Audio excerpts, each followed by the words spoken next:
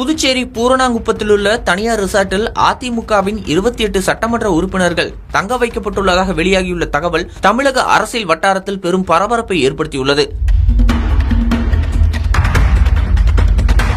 தாவேகாவிற்கு ஆதரவு அளிக்க வேண்டும் என முன்னாள் அமைச்சர் சி.வி. சண்முகம் தரப்பில் வலியுறுத்தப்பட்டு வருவதாக கூறப்படுவதால் அவரது ஆதரவு எம்எல்ஏக்கள் பாதுகாப்பு காரணங்களுக்காக ரிசார்ட்டில் தங்க வைக்கப்பட்டுள்ளதாக தகவல்கள் வெளியாகியுள்ளன.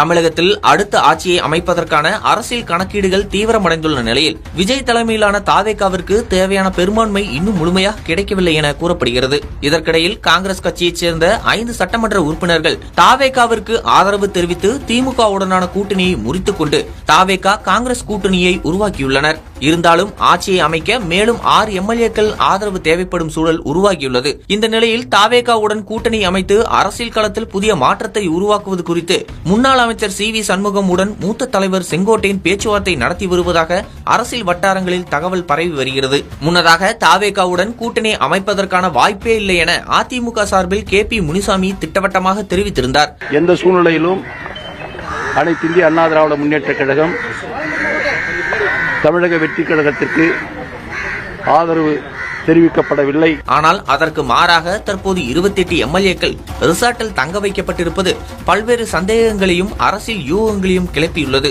மேலும் செங்கோட்டையின் மூலமாக சி.வி. சண்முகமுடன் தொடர்ந்து பேச்சுவார்த்தை நடைபெற்று வருவதாகவும் கூறப்படுகிறது. அந்த பேச்சுவார்த்தையில் தாவேகா ஆட்சி அமைந்தால் துணை முதல்வர் பதவி மற்றும் முக்கிய அமைச்சரவை பொறுப்புகள் வழங்கப்படும் என உறுதி அளிக்கப்பட்டுள்ளதாக அரசியல் தகவல்கள் தெரிவிக்கின்றன. இந்த விவகாரத்தில் எடப்பாடி பழனிசாமி உடன்படவில்லை என கூறப்படுகிறது. தாவேகாவிற்கு ஆதரவு வழங்க வேண்டும் என சி.வி. சண்முகம் தரப்பின் நிலைப்பாட்டுக்கு எடப்பாடி பழனிசாமி எதிர்ப்பு தெரிவித்ததால் கட்சிக்குள் கருத்து வேறுபாடு அதிகரித்துள்ளதாகவும் தகவல்கள் வெளியாகியுள்ளன.